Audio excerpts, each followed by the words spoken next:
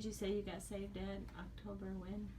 Last Sunday in October, Last Sunday in October, 1958. 58. 2 years before I was born. Yeah, I didn't have nothing to offer, but he did. Oh, yeah. And then Yeah. by the time I was 4, you had already surrendered to preach, because that's the year we went to Wisconsin. Yeah. And we didn't have nothing to take but him. So, We had 50 a month promise. wow. 5 kids. 5 kids. Johnny born in following week when we got there. Never missed a meal. Yeah. Never, Well, God's going to look after his own. never run the car without gas. He always provided the gas. Never walked a mile without him by my side. Great testimony. Well, he's still by your side, too. Yeah, Walking with you today. yeah, He won't ever he's leave here. you. He'll never leave you. Now with us. Yeah. All my kids.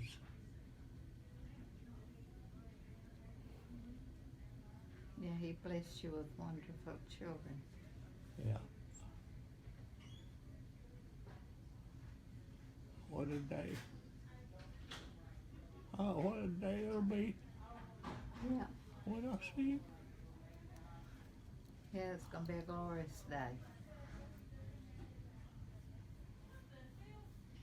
I've seen him many a day. No, Dad, you're the best dad anybody could ever have, that's for sure. Did you hear Lisa? Huh? Did you hear what Lisa said? Uh. He was the best dad anyone could ever have.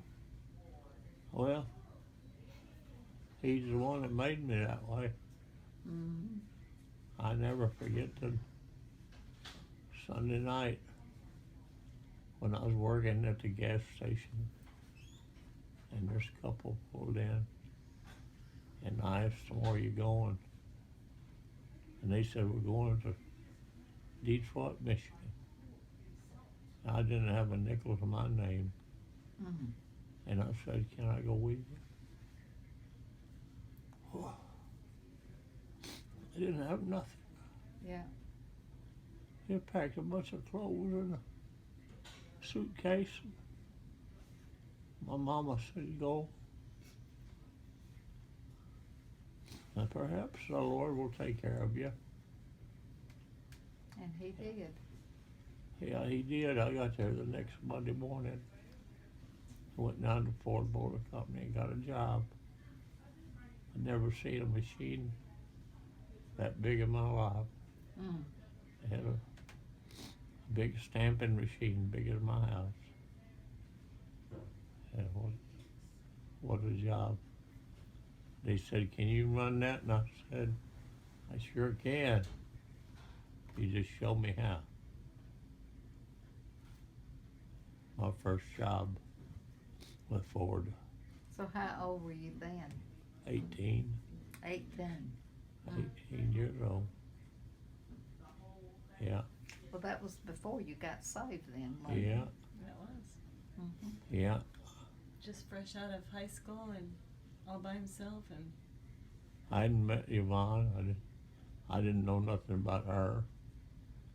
But he wasn't scared enough to stay home. Took off to another state all by himself. I know. Kids wouldn't do that nowadays, would they? no, Unless you couldn't. Not unless they were running away from something. But these people lived a mile from Ford, and they took me to Ford. It was a mile away. I got a job that Monday, and the Lord provided every nickel of the way. And he did that before you even got saved. So. Yeah, I had 6 jobs I worked for Dodge Main. I worked for Cadillac, a bunch of different companies. Then I moved 30 miles away out to Ypsilanti, and I got a house out there and went back to Paducah and brought my mom and the kids up there. Mama went to work for Bell Telephone. I was working for Kaiser Fraser car company, and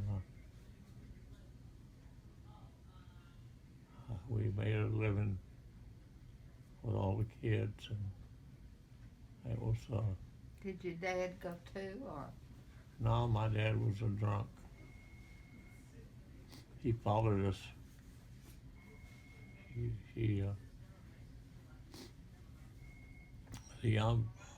divorced him when I was 11 years old, and I had to go to work to help make a living for the kids,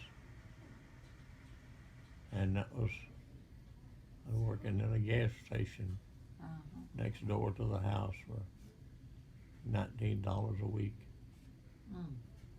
And as soon as I graduated from high school, I started looking for a job to get out of Paducah.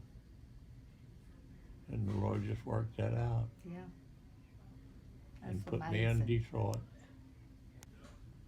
I never did know how I got the job, but I worked for a construction company, and then I worked for Kaiser Fraser Motor Company, and I got a job on the construction company building a hospital in Ann Arbor, Michigan. And Jim was born 9, 10 months later.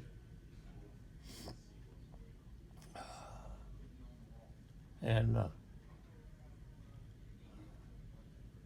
they were good boys. We had a good time with them boys. And we'll forget when Lisa was born. We almost lost Mama when Lisa come along. She had to lay on her back for about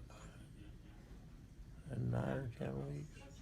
She was bedridden when she was carrying me. Wow. Carried her that long, you know. Doctor said we'd both go if she didn't get going. We got through that one, and then we had a house catch fire. I built her a brand new house for $17,000, and it caught fire, and we put the fire out when the house was 8 weeks old, and I got a job with Ford Motor Company from there. It was 25 miles away. Did you have a car? I had a car, and I'd drive the car and carry 5 men to work with me every day for so much money. Pick them up, bring them to work, bring them home, and it helped me pay for the car. I worked for Ford at that time 13 years, and that's where I made the most money and got that $49 every month that I've been getting since I retired from there. What a wonderful time. Every Friday, I'd go by the donut company and get a dozen donuts and bring them home. I worked midnights. You're still pretty good at stopping getting donuts, bringing them home Uh-huh. after all these years. Saturday morning, we I always worked, look forward to him coming home with all the Long John donuts. I brought them donuts home, and me and the kids would have a time. Mm-hmm.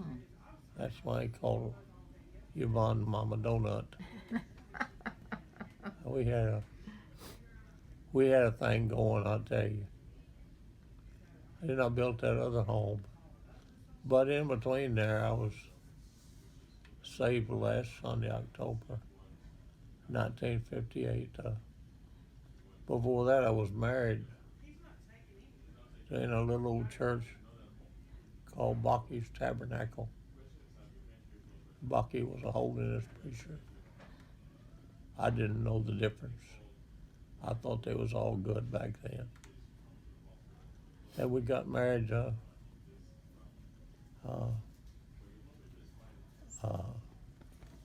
that preacher on the radio. I thank him for all my kids.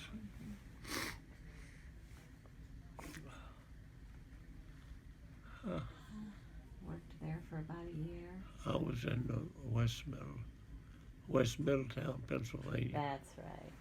That little church run about It was a Bible 200. Baptist church. And we had 25 teenagers saved there. Wow. And In less than a year, 25 teens saved. in less than a year. That's remarkable. And we met a lot of sweet people. Mom loved Joe, Italian named Joe particularly or something. He had people, him and his wife were cousins. And when I met them, I liked them right away. They were good people, but they didn't know the Lord. And she would have a baby, and he would start to die at an extended rate of time. In other words, at the They had time the progerious disease. when he was 5 years old, he would be about 70, 80 years old, and looking at him. Progeria. I had 3 boys like that, and they were good kids. And I had some people saved there in that church, but they didn't like my kind of preaching because they lost control of the church. And one Sunday they told me to leave. Didn't want me there no more. So I went from there. I called Brother Harold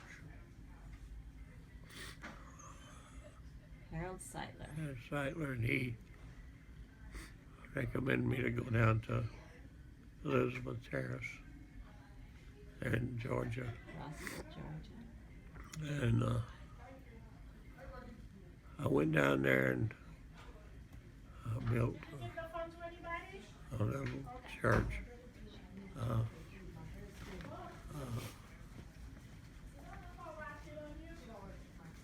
I built something down there, I think, a fellowship hall.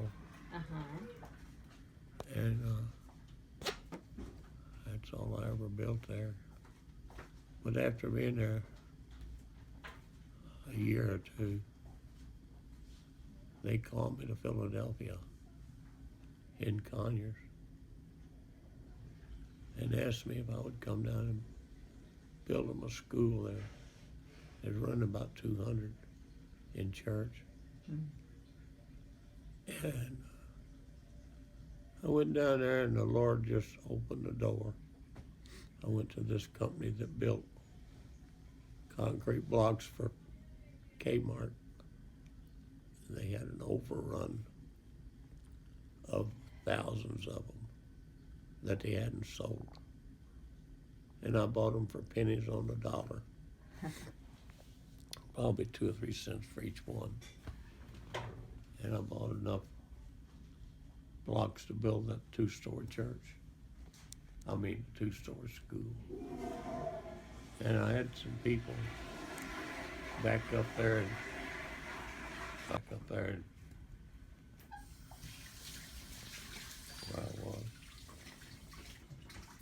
Can't remember.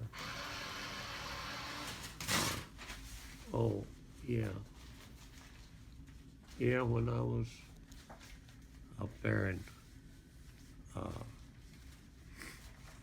Georgia, where Harold brought me.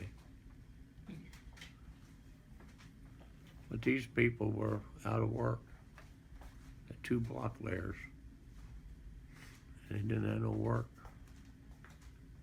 And so I went down to Conyers. I located these blocks. And I asked them what they'd take for them because I told them I want to build a school. And they just almost give them to us for 2 or 3 pennies a piece. Mm.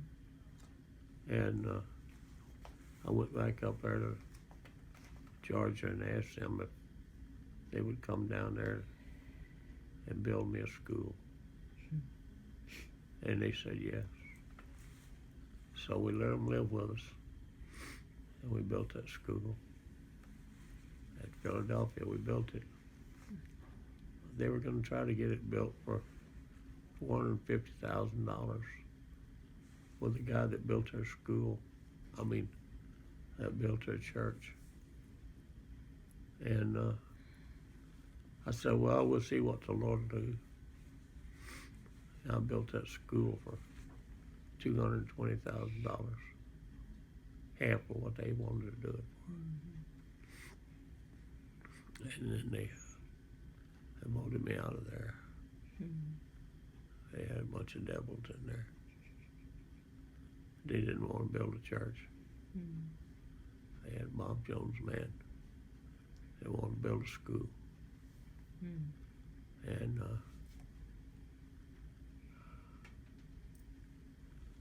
I probably should never have left there, but your mama, bless her heart, was taking a beating. They accused her of wearing pants when what she was doing She never wore pants. was wearing pants underneath her skirt so she wouldn't be showing herself off. And Working in the garden. Yeah. down in the ground working in the garden. Yeah, Mhm. They right. accused her of that. Mhm. It like it broke her heart. Aw. And so we left there and went to work with Jim on that concrete floors. And I worked hard for 20 years. But I wish I'd never done it. I had a chance to go to preach out in Madison, Georgia. And I asked them if they'd let me preach and try to help Jim get us somebody to run that business. And they said, no, you come now or don't come at all. And I had a chance to go to out there in Georgia, on out the road near the ocean there. And I should have took it because they asked me if I would come and pastor it. Bob, there was a man from Jack House that built that church. And he'd been there a year and he decided he needed more schooling. And I told him, I said, that man has the opportunity to come back, and if he don't want it, then I'll take it. Well, they agreed to pay for his schooling and whatever, and he came back. And then he left after a year. After that, I didn't have any more opportunities. I made some mistakes. It'd been better to work for the Lord than what I did for Jim. But I did it for the family. Did the best you knew at the time. Yeah, I thought I was doing right. But I never lost sight of that track. And putting it out here and putting it out there, somehow or another. The Lord helped me get it going with this missionary printer.